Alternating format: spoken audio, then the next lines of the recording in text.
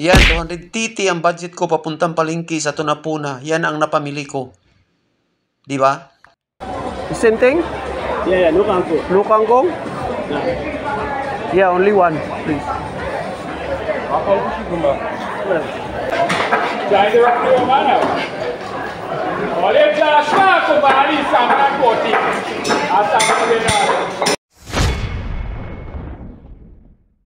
Yo! Blessed Sunday mga kababayan ko dito sa Trinidad and Tobago!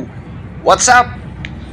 Ito, papunta na po ako sa Tunapuna Market. Mamalingki po ako sa halagang budget na 200 TTD.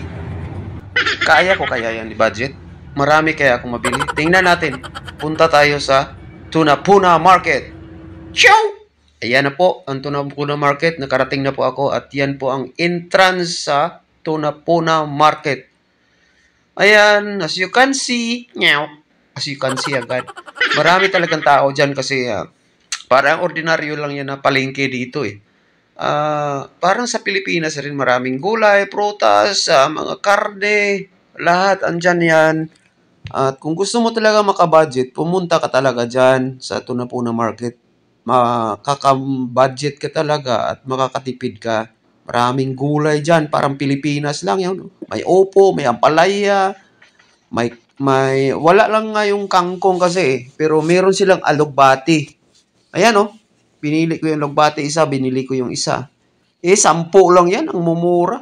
Oh, di ba? Ang dami ano. Sabi ng babae, ito lang bilhin mo, mura yan eh. Dami pa. Sabi ko, sige, yan na lang. Kaya binili ko.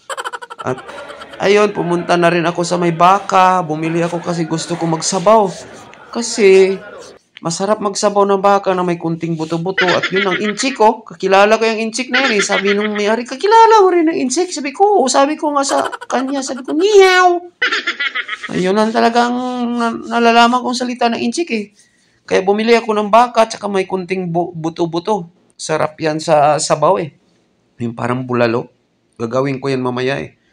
Kasi pista dito sa Trinidad eh, carnival eh. So magpapasabaw tayo, papalakas tayo para bukas may lakas tayo, mag-road march tayo, di ba? At yun, katapos ko bumili ng baka, yun, pumunta ako doon sa mga isdaan, sa mga seafoods nila, may mga shrimp dyan, pero walang pusit ngayon eh. Hinanap ko yung pusit, walang pusit kasi.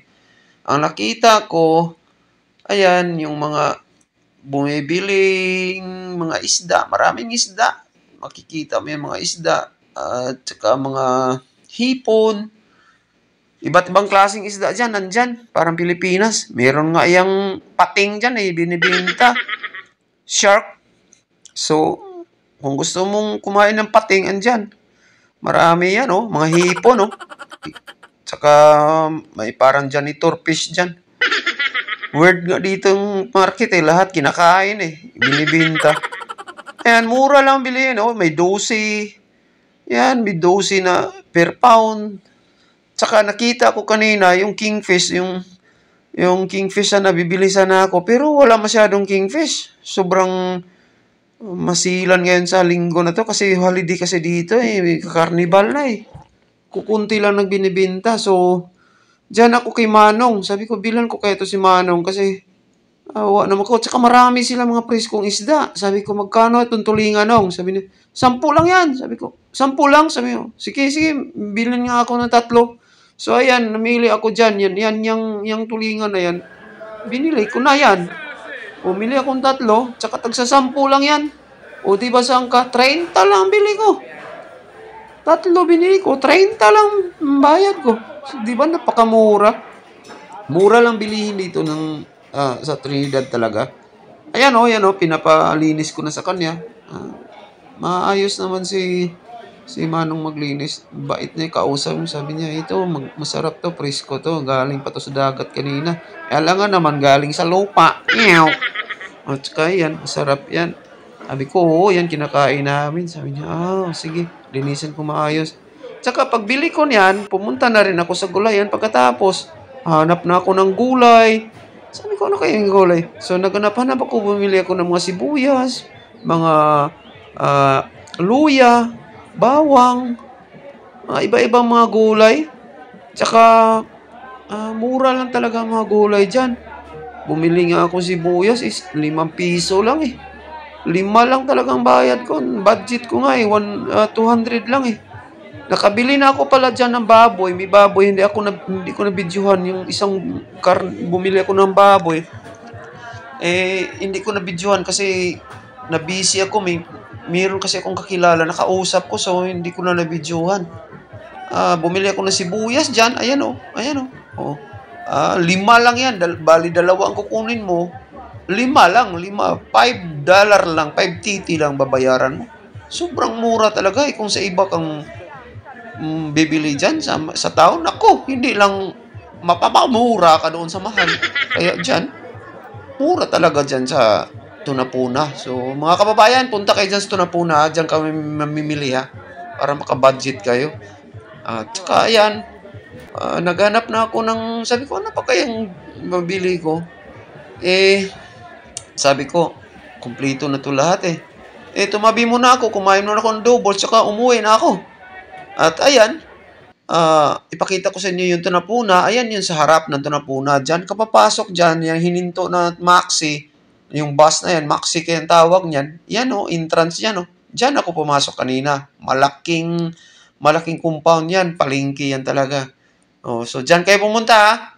At yan, pauwi na ako. At bye-bye. At kita-kita tayo pag uwi ko sa bahay. Ciao!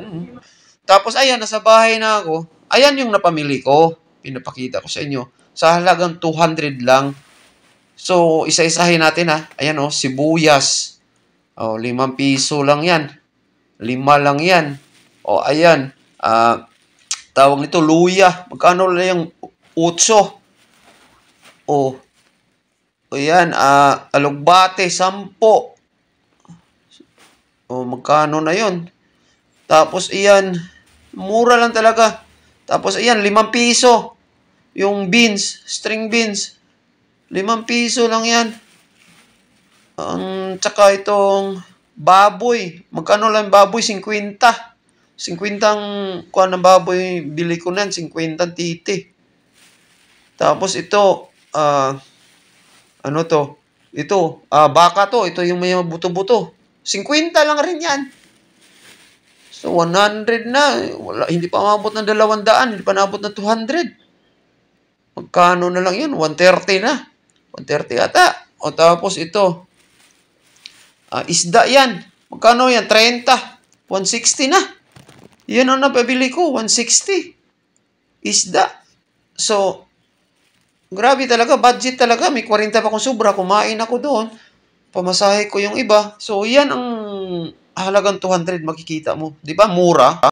So, dyan na lang kayo mamalingki sa Tunapuna ha. Mga kababayan ko, pumunta kayo dyan at mamalingki at mag-budget tayo sa ating mga bilihin. Okay, ciao sa inyo lahat at blessed Sunday po sa inyo at wishing you all the best. Smile, smile lang. Ciao!